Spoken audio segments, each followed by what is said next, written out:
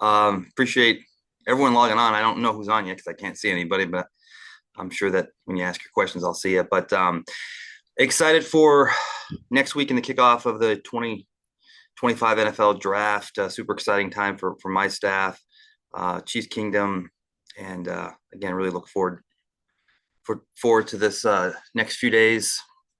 I want to start off by thanking my scouting staff. They do a tremendous job. Our coaching staff, all the people in the building that help us through this process. There's a ton of work that goes into this, and again, we're super excited. And with that, I'll take your questions. We'll go ahead and start with Adam Teicher. Brett, how you doing today? Good, Adam. How you doing? Good. Wanted to ask you about three of the free agents you signed and what you liked about them, how you see them fitting in, that kind of thing. And those would be Elijah Mitchell, Christian Fulton, and Jalen Moore. And Sid, I'll have a second question as well. Yeah, sure. Adam, every free agency process, I think the goal and the objective is always the same, yet how you go about it is always different. And the goal and the objective is always to position yourself and your team so that when you get to the draft, you can unlock the full potential of your board and not have to be stressed out and take the best player available. And now how you go about that is different every year, right? I mean, depending on your cash and cap and what players are available and how many players you're losing and what have you. So it's a unique challenge every year. And I think, though, over the years, one thing that we've shown is we're going to put a high priority on offensive line, defensive line. And you start off with Jalen Moore. I don't think it's a secret. We want to get some stability there at the left tackle position. He's a guy that I think the only downside was just the lack of starts during his career. Now, when you consider the fact that he played behind a first ballot Hall of Fame player in Trent Williams, you can see why. But he's athletic. He's a smart kid. And, we did a lot of work on him during the pre-draft process years ago. Always had taken a liking to the kid. Thought he had a game that translates. And credit to him that when he had a chance to go out there and log 6-7 starts last year, he did a really good job. Now the next step is maintaining that level of play throughout the course and the duration of a season. But again, we're super excited to add him and hopefully provide some stability to that left side of the line. Said over the last few months, I think that we've done a really good job. Obviously, our interior has been strong the last few years. We did lose Joe, and that late season move with Kingsley late in the season, his start in Denver was promising. And so we think we have some flexibility there with those guys. But again, I think the ongoing effort and pursuit to just get more consistent play on that left side was important to us. And I don't think that process will stop. We'll continue in the draft to address the offensive line. And then on the defensive side, losing LJ last year and Jalen Watson was having a really good year. He got hurt. Nazi got hurt last year. We had some guys get banged up. The way Steve does things on that back end requires a lot of depth there. You can never have enough good corners.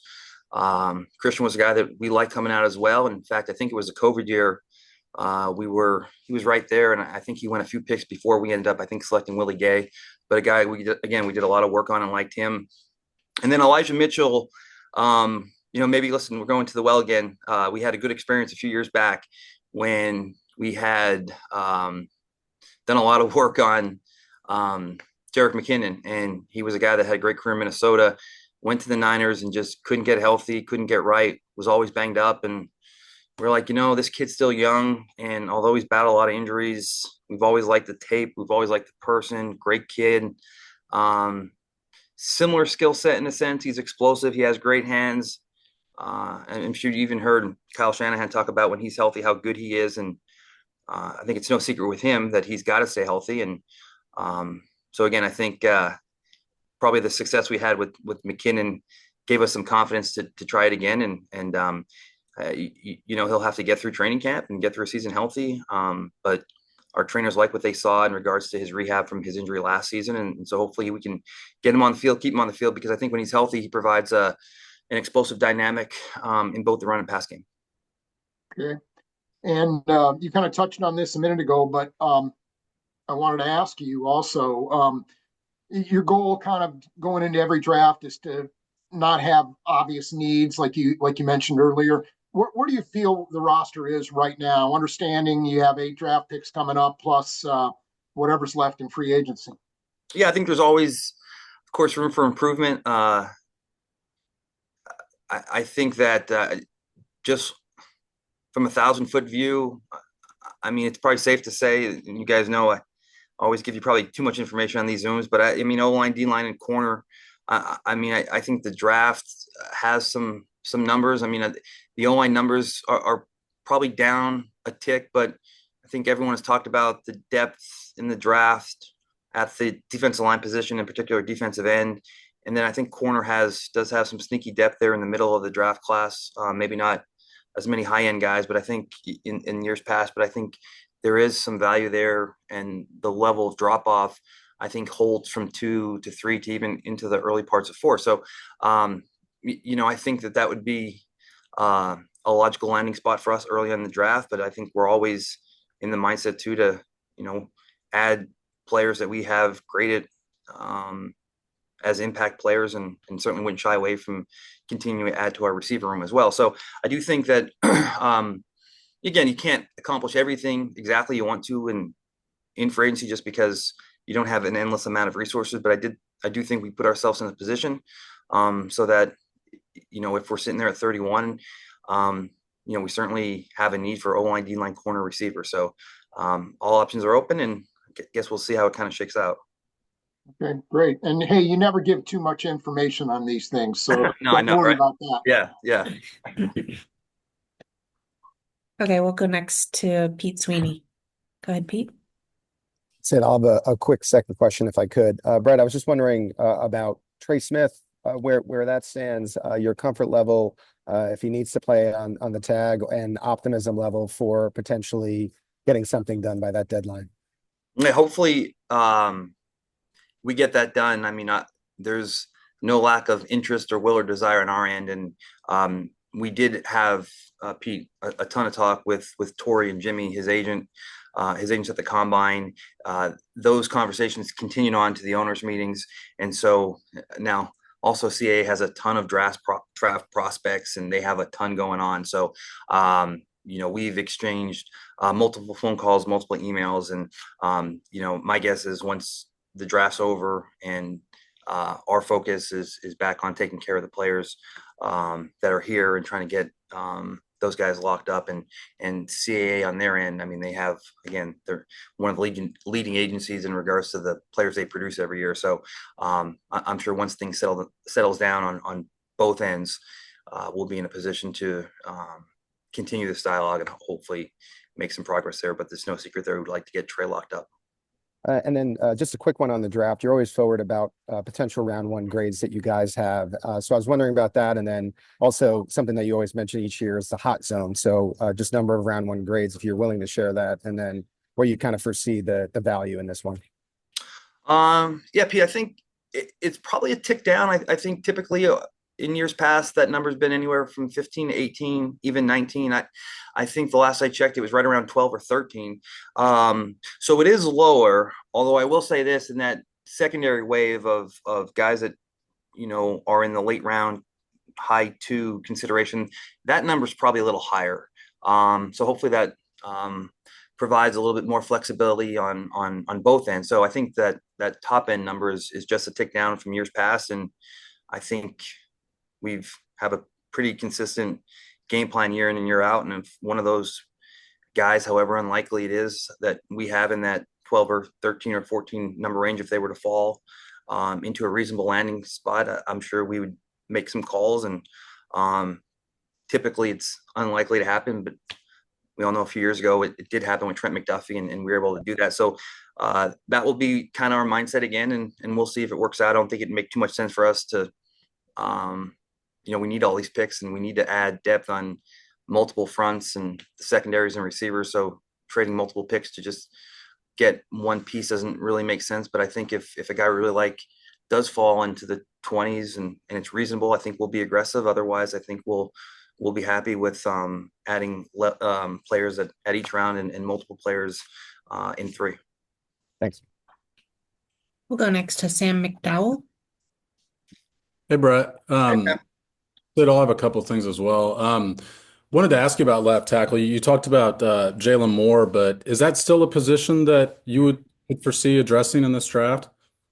Yeah, I think O-line and D-line is always going to be at the forefront of where we are in regards to roster composition. And again, we're really excited about Jalen Moore and what he can bring to the table. Again, small sample size, but it's been really good, and we're excited to work with him. But it's a long season, and Jalen's under a 2-year contract, so and Juwan's getting toward the tail end of his contract too. So you always have to have one eye on the future, and one eye on the present, and one eye on the future. So I think that obviously any chance you have to draft a guy that you can project to be a starting left tackle, you do that, and they're really hard to come by. I mean, it's not one of those things that. Look, you can hit on any position throughout the course of the draft, but consistently those slam dunk franchise tackles they're typically top 15, top 20 picks. So if one does slide, or if you're able to get one, even in later rounds, that you think has a higher upside than some of those prospects in past years, you don't ever shy away from that position. And then secondly, I wanted to ask you about, this is like 3 times in 4 years where you've lost somebody in the front office of the draft. Formula, I guess, changes for you. The process changes for you. Obviously, the first one you've done without Mike.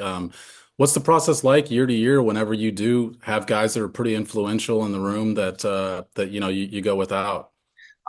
It's funny because I just joked about that the other day with Ryan being in Chicago and Brant Tillis in Carolina, and now Mike in Tennessee. I think that as the years go on and I keep losing key members of our personnel staff, the time period when we shut down meetings is getting pushed back sooner and sooner, because we're all such good friends and we talk a lot that I joke with the guys that pretty soon it's just going to be me here by myself in a room, because we talk to each other so much all the time that I'm worried about all of us having the exact same draft boards and all of our stuff getting out there. But it's a unique dynamic, but certainly happy and excited for the work those guys have done and the jobs they've done. I think each individual has done great jobs in regards to what Poles has done and what Brand has done early on, and I think Mike's going to do a slam dunk job there. So I'm excited for all those guys. It is different, fortunately, that we do a great job, and it's no different than putting a roster together of players. I mean, you have to have a roster of personnel members.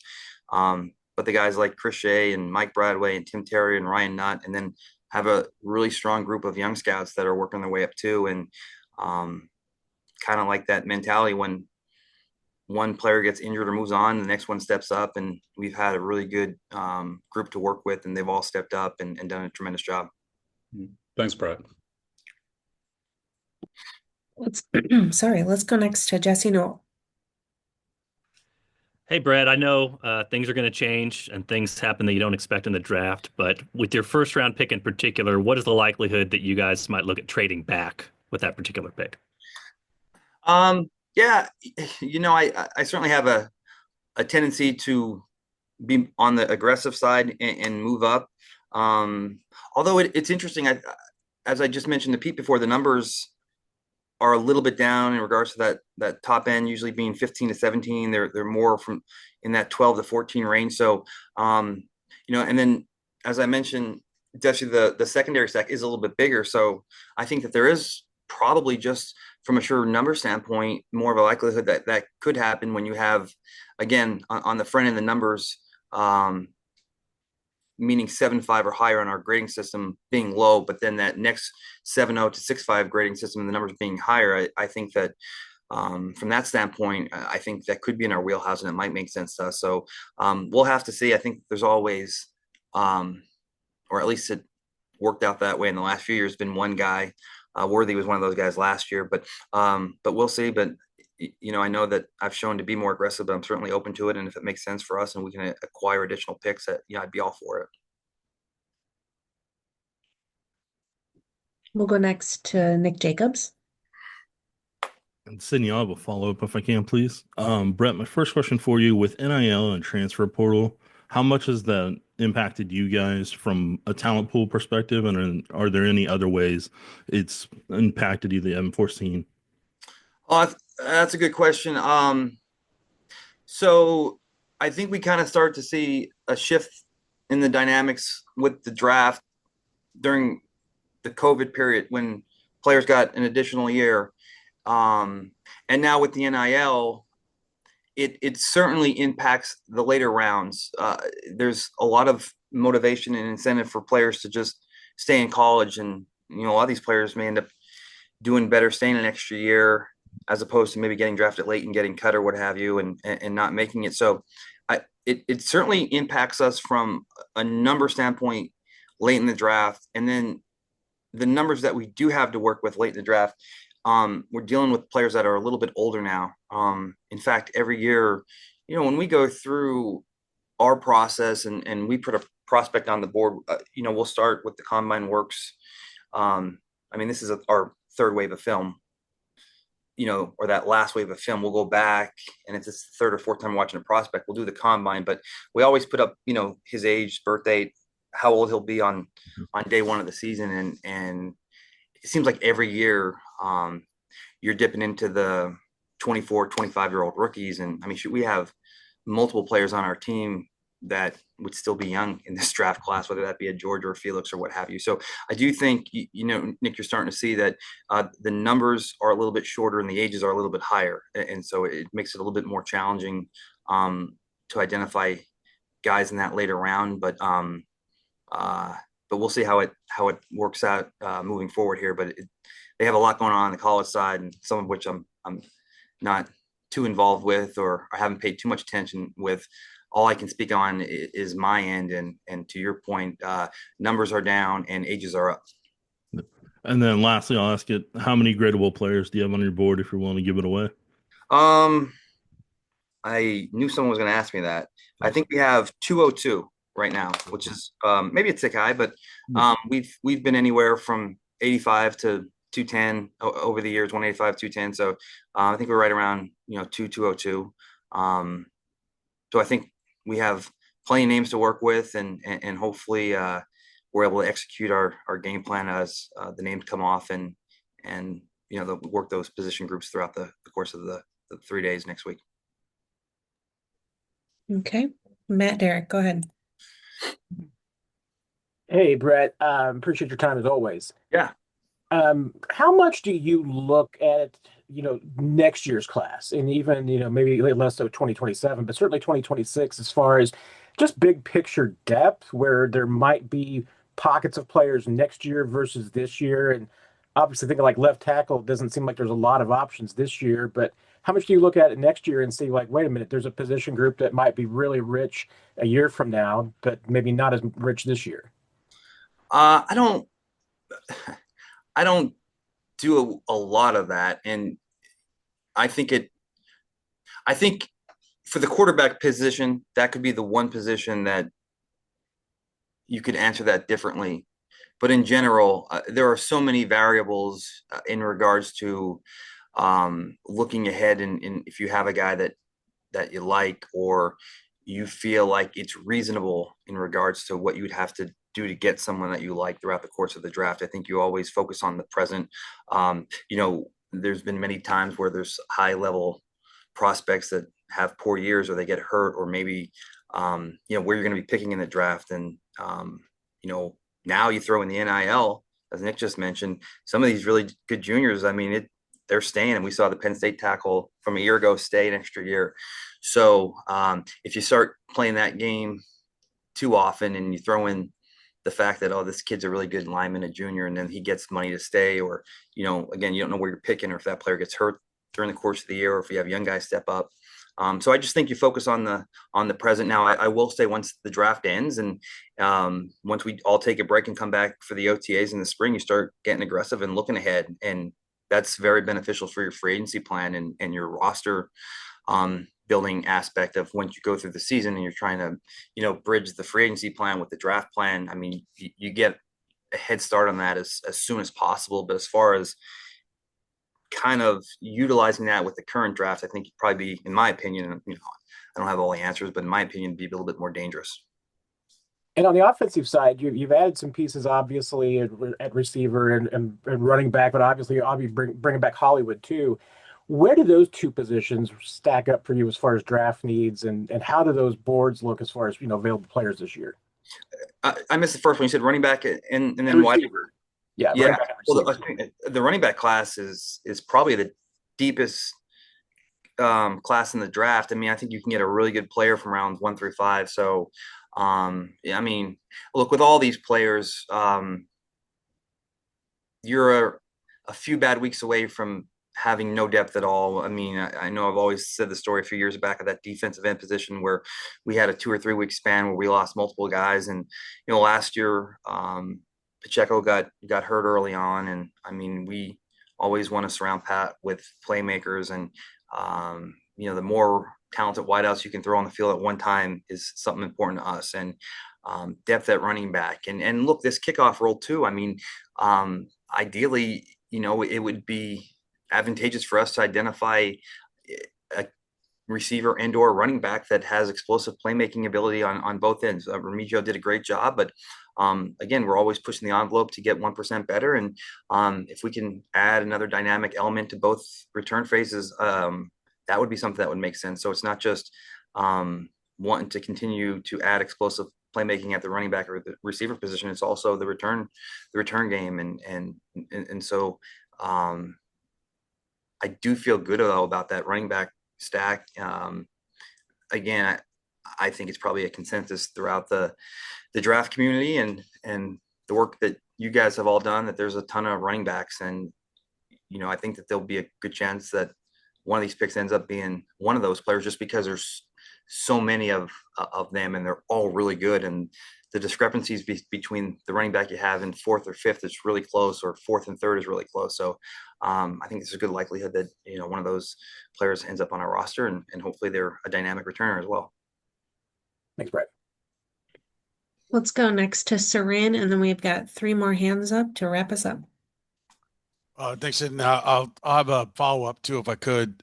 First of all, I know Jesse asked you about trading down, Brett, in the first round, but overall, you've said that you've made your calls, or will, before the draft rolls around, everybody, and you kind of know who's looking to move up and down going into it. But I'm just curious, during the course of the draft, how many times do you get the opportunity to trade down? How many times does the phone ring? Are you fielding 3, 4 each round? Is it once? Do you have to drum it up yourself? Like, how busy is it within the draft on getting those opportunities? I know it's not your preference, right? You've said you'd like to be aggressive, but how many times does the opportunity come around? I don't think it's as common as people think. When you complete a round and you kind of look at what's on the board or what's coming up, it's probably a little bit easier to say, well, we should have just traded down. But I think that's a good point. I think the question is, could you have traded down? There certainly have been situations that we've executed, and it's been very few. Obviously, we've certainly traded more up than down.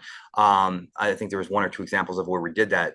But I would say, we've been picking late every round. So maybe those teams that are in the top end of the round or the middle rounds, they get a little bit more action in regards to phone calls throughout the week. But I would say over the last few years, that first day, there may have been one draft where we received multiple calls about trading down and we didn't do it. But other than that 1 year in the last 4 or 5 years, I don't remember getting a ton of calls on day 1. A little bit more on day 2. You're going to get a lot more calls in day 3, just because the grade discrepancies are all over the board. But I do think in general, the numbers of calls that you get asking to trade down are lower, at least in my experience. We certainly, I think, do a pretty good job of fielding calls, and it's not like we're not answering calls or we're not making calls. A lot of that could have to do with, day 1 and 2, your picks are so late, and those teams may feel like the last chance to get the guy they want in 1 is to move up higher, or in round 2, that once you get to that 50, 60 man cutoff point. And so we've been picking so far behind that that could be a reason too. And in those years that I think a common topic of trading up for the quarterback to get the 5th year option, I don't think that's worked out those quarterbacks either didn't go or went higher. So, maybe this is a year that happens, and there's a team that wants to draft early and get a really good player, and then maybe come up and draft a quarterback, and get that fifth year. I think that scenario, actually, we talked about that. Because every year someone says to me in the draft room, we'll just trade back for a team that wants a quarterback. And I'm like, that hasn't happened yet. We've been hearing that every year, and that hasn't happened yet. So maybe this will be the year. So without giving any of my secrets away, I think the only thing I would say definitively is that we're not going to draft a quarterback in one. So we'll certainly have the phones open, and we'll see how that goes. All right. And then you made the statement going into free agency that, hey, the draft is going to be our free agency. One, I think some people might have felt like maybe you're a little more active than you thought you'd be. I guess I'd just first say, did it go the way you thought as you were looking at it?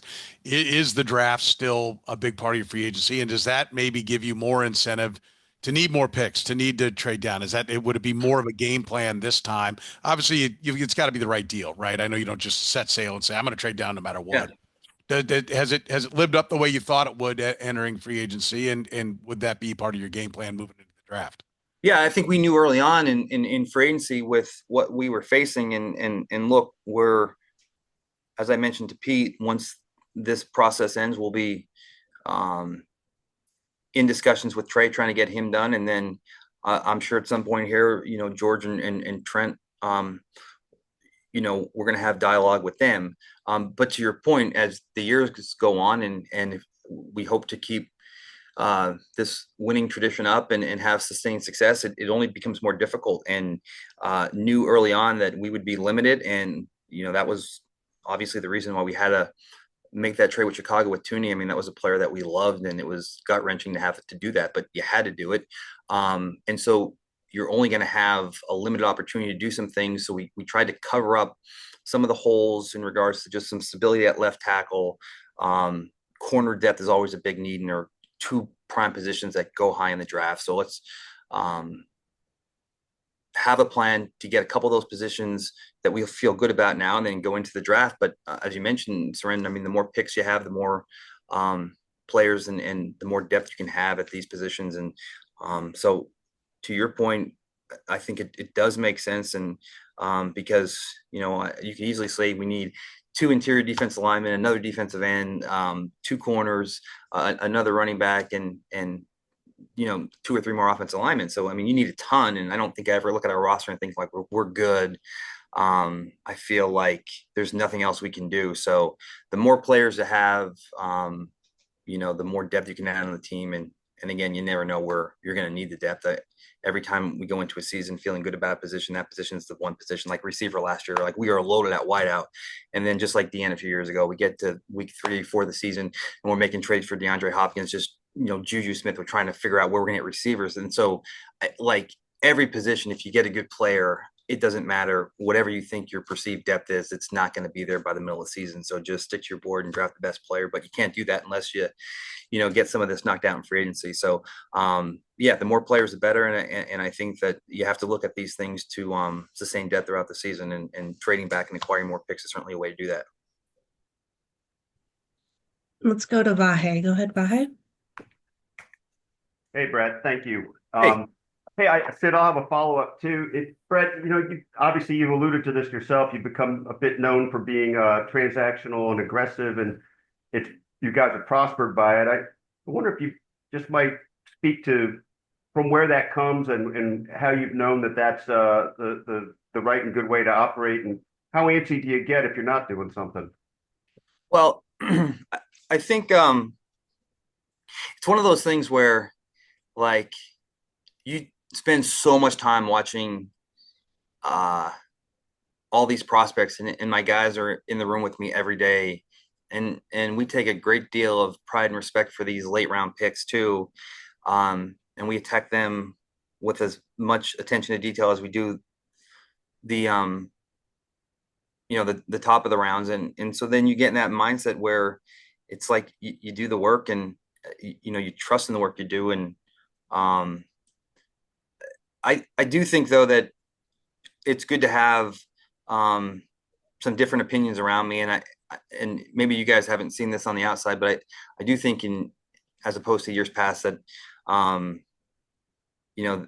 there's a little bit more patience with me. But I just think it stems from, like, we did all this work, we did it for a reason, right? And we're going to do all this work, and if we have a guy, let's go get him.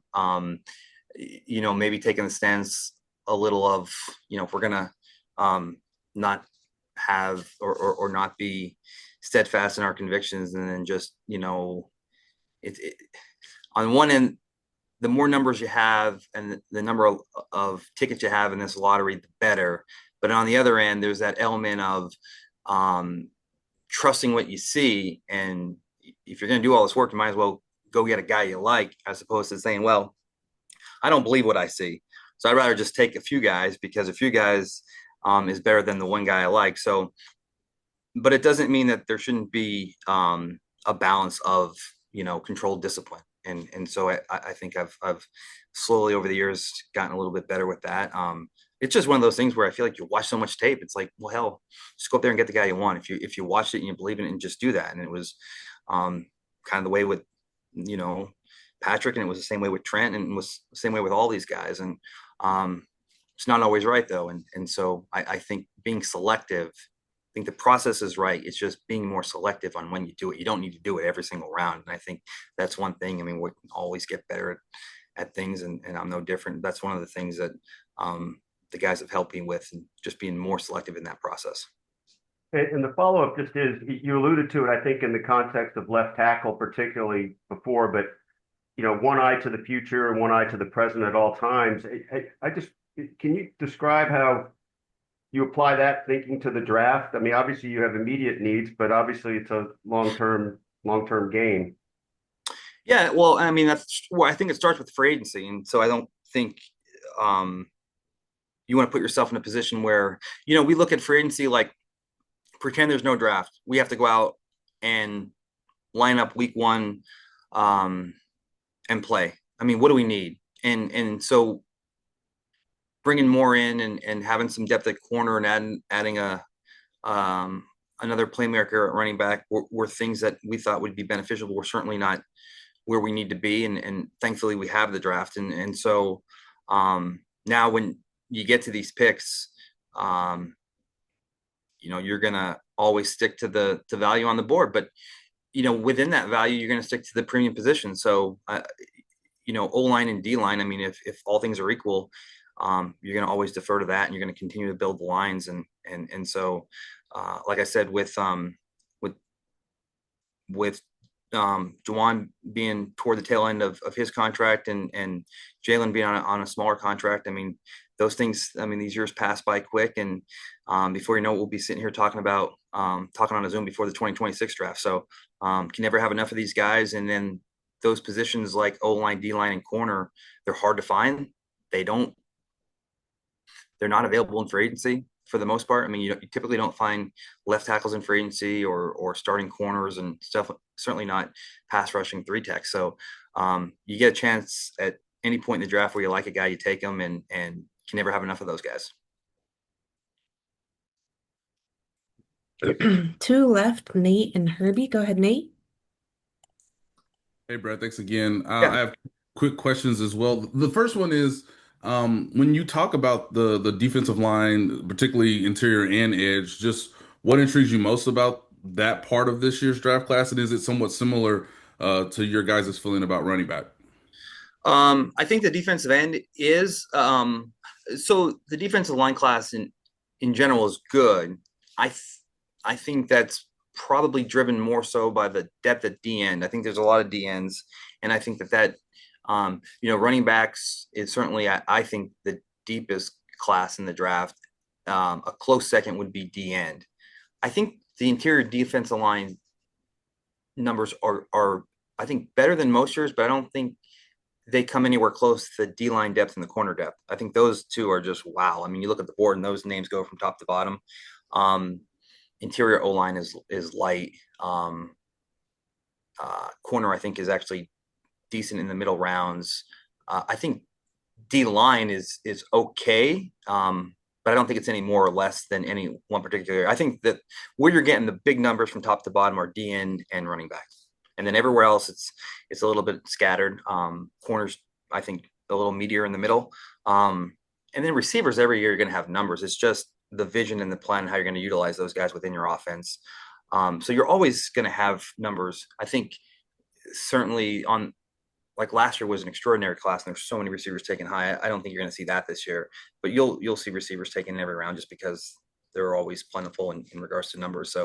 Um, so I think that when you're talking about the D line, I think that that's really getting fueled by the defensive end depth. Yeah. And secondly, you've just talked before about, learning from discipline and obviously trade philosophy throughout the years. How much does that apply to the top 30 visits or the guys you want to bring in sort of after pro days, after the draft to sort of learn more about them, whether that's medical, off the field, or obviously just the way they match up with your coaching staff, your scheme? Um, are you asking in the context of like trading up or for those guys or just the value of those 30 visits? Yeah, just the overall value of the visit and what you try to Yeah. maybe learn or what you sort of experienced throughout the years that makes those visits maybe more important than maybe they were, 4, 5, 6 years ago when you were doing it. Yeah, I think I mean I find every every opportunity you have to spend with a player, I find to be valuable. And I know there's some teams that don't even do 30 visits, and um, but I'm just kind of a believer. The more you spend time with a prospect, the more you get to know, and even if it's a little bit's better than nothing. And now the 30 visits we handle in different ways, and so they're, I think the primary focus of the 30 visits are the guys that we really like that did not get invited to the combine, and that's purely for medical. The combine participants all have the same medical evaluation process that is done in Indianapolis. We all get that information.